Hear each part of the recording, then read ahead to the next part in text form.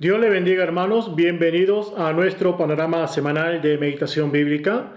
Este día vamos a estar compartiendo la meditación de los días 8 al 14 de marzo. Nos toca continuar meditando en el Evangelio de Lucas, capítulo 17:11 al capítulo 19:10.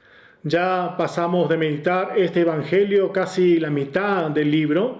Y creo que es un buen momento de recordar el propósito por la cual Lucas escribe este evangelio.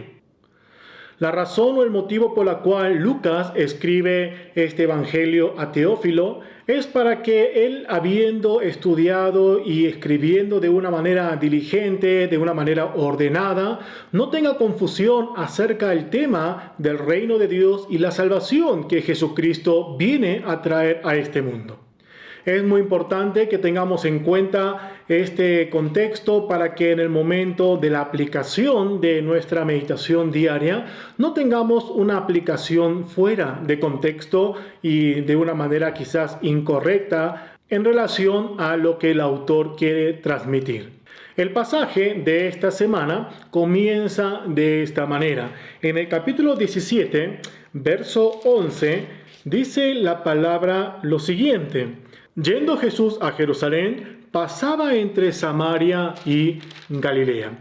Esta expresión que vemos en la Biblia, yendo de camino, atravesando un lugar, es una expresión muy importante que tenemos que tener en cuenta en el Evangelio de Lucas, especialmente del capítulo 9, verso 51, cuando Jesús termina el ministerio en Galilea y se encamina hacia Jerusalén. Tenemos que preguntarnos una cosa: ¿cuál es el motivo por el cual Jesús se dirige a Jerusalén? El motivo no es otro, sino Jesús va a Jerusalén a cumplir con la misión por la cual ha sido enviado a esta tierra. Resumiendo, para nuestra salvación. Es por eso que desde el capítulo 9 del Evangelio vamos a ver que Lucas repite de una manera constante el que Jesús se estaba dirigiendo a Jerusalén. Y cuando escuchamos o leemos esta parte, tenemos que entender que el recorrido de Jesús tiene un propósito por la cual Él está realizando ese recorrido. Si tenemos en cuenta este contexto o esta enseñanza o este énfasis que Lucas está realizando, la historia que comienza en el verso 12, donde dice: y al entrar en una aldea le salieron al encuentro 10 hombres leprosos, los cuales se pararon lejos de él. Esta historia de la sanidad de leprosos, que seguramente ya conocen o estarán meditando este día, no está escrito, no está narrado en nuestras Biblias con el motivo de solamente mostrarnos un Jesús que sana una enfermedad, sino que Jesús, habiendo iniciado el camino hacia Jerusalén para nuestra salvación, Jesús está demostrando con obras en la vida práctica qué significa esta salvación que Él viene a traer. Y para no tener un malentendido, sería muy importante que tengamos en cuenta el contexto del Antiguo Testamento, en donde nos revela cuáles serían las manifestaciones que han de aparecer cuando el Mesías prometido llegue a esta tierra. Ahora, cuando meditamos en este capítulo 17 de Lucas, también es importante preguntarnos cuál es el concepto que los fariseos tenían del reino de Dios. Si nosotros vemos en el verso 20, dice lo siguiente, se lo voy a leer. Preguntando por los fariseos, ¿cuándo había de venir el reino de Dios? Le respondió y dijo: el reino de Dios no vendrá con advertencia.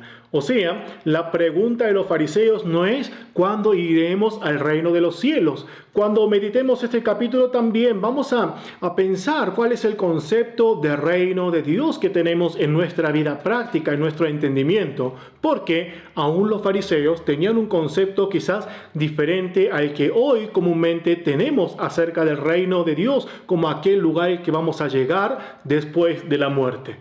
Ellos estaban esperando la venida de ese reino, porque el reino de Dios era un reino donde Dios iba a venir a liberarlos de la opresión que ellos estaban viviendo y que Dios gobernara sobre ellos. Y es por eso que podemos ver en este verso 20 que ellos preguntaban acerca del reino de Dios, ¿cuándo vendrá? Y Jesús le contesta que este reino de Dios no vendrá con advertencia. Y además hace un llamado de atención en el versículo 23, donde dice, y os dirán, helo aquí y helo allí, no vayáis ni los sigáis. ¿Qué significa? Que van a levantarse muchos falsos maestros, falsos profetas, personas que predican con la mentira diciendo es este tiempo, es este lugar. Y Jesús dice, cuidado, aguas, no vayan con esas personas, porque el reino de Dios que la Biblia nos está prometiendo no tiene que ver con estos conceptos. Entonces, en el capítulo 17, habiéndonos hablado de la sanidad de estos 10 leprosos y la pregunta acerca del reino de Dios, continuamos en el capítulo 18, donde nos aparece otra historia que muchas veces lo aplicamos de una manera errónea en nuestras vidas. Y es acerca de una viuda que viene a un juez injusto y le insiste para que pueda responder a solucionar este problema que ella traía. Pero tenemos que preguntarnos cuál es entonces el tema que esta mujer está trayendo al juez para que nosotros podamos ver esta historia en el contexto y si realmente estamos insistiendo de una manera correcta delante de Dios. Porque aquí no nos está enseñando que tenemos que insistir delante de Dios con nuestras oraciones, con mis peticiones, para que Él se canse de una vez y responda nuestras oraciones. Entonces, ¿qué es lo que buscaba esta mujer? Vamos a ver en el verso 8 del capítulo 18. Dice, os digo que pronto les hará justicia, pero cuando venga el Hijo del Hombre, ¿hallará fe en la tierra? Y si también vemos el verso 5, dice, sin embargo, porque esta viuda me molesta, le haré justicia, no sea que viniendo de continuo me agote la paciencia. La mujer no estaba pidiendo otra cosa, sino estaba pidiendo justicia. Y Jesús dice que Él también va a hacer justicia. Pero termina con una pregunta quizás un poco temerosa, porque dice, cuando venga el Hijo del Hombre, ¿hallará fe en la tierra? Claramente estos primeros versículos del capítulo 18 nos enseña que tenemos que insistir delante de Dios en nuestras oraciones, en nuestras peticiones. Claro, no podemos negar al 100% esta verdad, pero tenemos que preguntarnos si realmente estamos insistiendo para que la justicia de Dios se realice. O si la verdadera justicia se realice, o solamente estamos acercándonos a Dios con una petición que quizás no tiene ninguna relación con Dios. ¿Por qué lo menciono de esta manera? Porque en los siguientes versos, este capítulo 18, Lucas va a presentar la oración de dos grupos muy famosos. Y no va a hablar acerca de la oración. Los hermanos que conocen esta historia sabrán que estoy hablando de la oración de los fariseos y de los publicanos. ¿Qué característica tenía? Seguramente ustedes lo van a estar meditando, seguramente muchos de ustedes ya los conocen, lo estarán estudiando. Hay una cosa en común entre las dos oraciones. La oración de estos dos grupos de personas no son oraciones que tienen a Dios en el centro, sino tienen al hombre, sino tienen a ellos mismos en el centro. Por eso podemos decir que la oración de ellos no era una oración teocéntrica, sino egocéntrica. En otras palabras, ellos estaban idolatrando a ellos mismos, pero quizás con una acción, con una actitud, con una obra que querían demostrar una santidad delante de Dios. Es un buen momento durante esta semana de preguntarnos si la oración o la vida que estamos viviendo realmente es una vida que vivimos delante de Dios o con Dios en el centro, o estamos viviendo una vida aparente para vernos bien delante de las personas. O quizás nos estamos engañando aún a nosotros mismos y de esta manera idolatramos sin darnos cuenta. Habiendo hablado de la oración de estos dos grupos, la historia continúa presentando el personaje que quizás se ganaba la envidia de la mayoría de las personas que vivían en aquel momento. Y me refiero al principal que se presenta en estos capítulos. Este principal, que en otras historias podemos verlo también como el joven rico que viene delante de Jesús a presumir su vida santa, así entre comillas. Era una persona que aparentaba una santidad delante de Dios, cuando en realidad su vida no tenía nada que ver con Dios.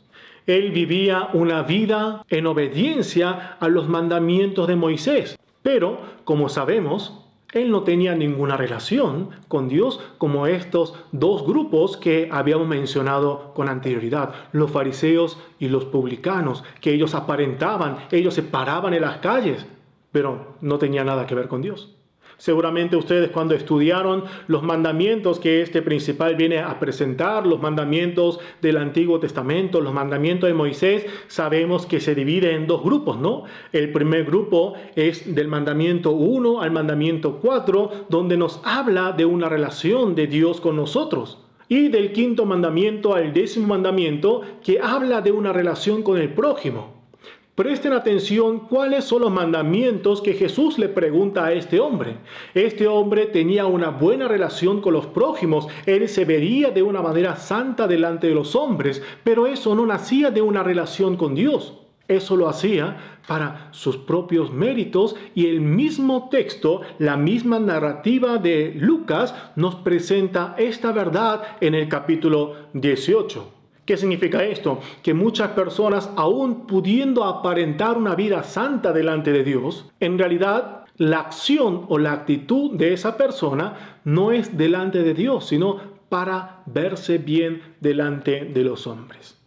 Y es por eso que tenemos que tener mucho cuidado nosotros, aún como cristianos, para poder ser sensibles con nosotros mismos, sinceros con nosotros mismos, para ver si realmente estoy actuando como fruto de una relación con Dios, o estoy actuando para ver y lograr un mérito delante de los hombres, para glorificarme a mí mismo, para vanagloriarme, para engrandecerme, para que la gente me reconozca. Y es por eso, hermanos, que si no hay un cambio en el centro de nuestras vidas, la salvación no puede llegar a nosotros. Quiero preguntar cómo está la vida de oración que está llevando. ¿Ese tiempo de oración me cambia a mí? ¿Cambia a ustedes? ¿O a través de este tiempo de oración queremos cambiar a Dios? Yo ahí atrás tengo un cuadro el día de hoy, lo tengo justo a mi espalda si no se ve, donde dice: la oración no cambia a Dios, sino cambia al que ora. Pero muchas veces pensamos que la oración es nuestra arma, nuestra varita mágica que sirve para cambiar el parecer de Dios o la idea de Dios. Pero esto no es cierto y la Biblia es claro con esto. Pero ¿saben cuál es un mayor problema quizás? Es que, como dice en el verso 34 del capítulo 18, donde dice: pero ellos nada comprendieron. ¿Y de quiénes estamos hablando en este verso 34? Estamos hablando aún de los discípulos. Los discípulos estaban con Jesús y en realidad no seguían muy diferente con el otro grupo de personas que estaban siguiendo a Jesús. Ellos estaban con Jesús, pero seguían sin entender. En otras palabras, ellos, aún viendo con los ojos, seguían ciegos. Y es por eso que para terminar, el capítulo 18 presenta la sanidad de un ciego. Estas historias que estamos meditando esta semana son historias que son muy famosas, ¿no? Este ciego era un ciego quizás físicamente, en el sentido que no podía ver con sus ojos físicos, pero cuando estaba delante de Jesús, cuando Jesús estaba pasando, dice en el verso 38 que él daba voces diciendo: Jesús, hijo de David, ten misericordia de mí. Pero sin embargo, los que iban delante, o sea, las personas que estaban con Jesús, esos seguidores de Jesús, eran los mismos que impedían llegar a Jesús, que se acercara ese ciego a Jesús. Sin embargo, ¿quién era el verdadero ciego? ¿Quiénes eran los verdaderos ciegos? Veamos una vez más este capítulo 18, donde este ciego, aún no pudiendo ver con los ojos, cuando tenían a Jesús, cuando veía a Jesús que estaba cruzando ahí, él gritaba: Jesús, hijo de David, ten misericordia de mí. Pero ¿qué sucedía? En el versículo 34 que leímos, que los discípulos, las personas que estaban junto a Jesús, escuchando su voz, aún teniéndolo enfrente, ellos no podían ver a ese Jesús. Y vuelvo a preguntar, ¿quiénes eran los verdaderos ciegos? Este hombre que quizás tenía una debilidad física, o estos fariseos, publicanos, este principal de la ley, o aún los discípulos. Es una pregunta que tenemos que hacer cuando estemos meditando esta parte del Evangelio. ¿No seré yo este ciego que la Biblia está presentando? Que quizás viendo no veo y escucho, pero no entiendo. Y finalmente la historia termina en otra historia famosa que solamente Lucas lo escribe en el capítulo 19, verso 1 al 10, hablando acerca de Zaqueo y concluyendo y recordando la finalidad de su venida, a salvar a su pueblo. Pero ¿quién es el salvo?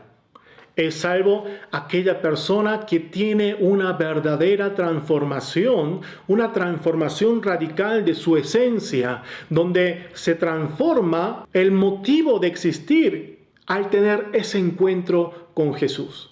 No importa quiénes eran, no importa quiénes éramos nosotros, pero si nosotros al encontrarnos con Jesús tenemos una transformación radical, Jesús nos dice las mismas palabras que le dice a Zaqueo: para esto he venido, para salvar a este pueblo que reconoce a Jesús como la esencia de vida. Esta semana meditaremos en esta salvación que Jesús viene a traer. Evaluémonos, examinémonos, preguntémonos sinceramente de qué lado estamos. ¿Es nuestra oración, es su oración teocéntrica o todavía sigue siendo egocéntrica? ¿Estamos buscando la justicia de Dios, el reino de Dios, o todavía solamente estamos orando e insistiendo delante de Dios para que Él haga realidad nuestros deseos? ¿Está usted viviendo la salvación que Jesús viene a traer a este mundo, o todavía nos sentimos ajenos a esa salvación? Dios nos está permitiendo una semana más de vida para que nosotros podamos reflexionar nuestras vidas, ponernos a cuenta con Dios para que hoy podamos disfrutar esa salvación que Él viene a traer en el reino de Dios que Él ha prometido. ¿Oramos? Señor, te damos gracias porque tú has sido bueno y nos permites vida para poder disfrutar de esta maravillosa palabra. Danos fuerzas para que durante una semana más podamos vivir y disfrutar de esta relación contigo, conectándonos con la palabra de Dios. Señor, muchas veces nuestras limitaciones impiden a que podamos entender y disfrutar esta verdadera bendición, pero sabemos que Espíritu Santo estarás con nosotros, obrando para que estemos creciendo un poco más, estemos viviendo un poco más cerca de ti al pasar de estos días. Gracias porque tú eres nuestro Señor, gracias porque tú eres nuestro Maestro. Y en gratitud oramos en el nombre del Señor Jesucristo. Amén. Que Dios le bendiga, hermanos.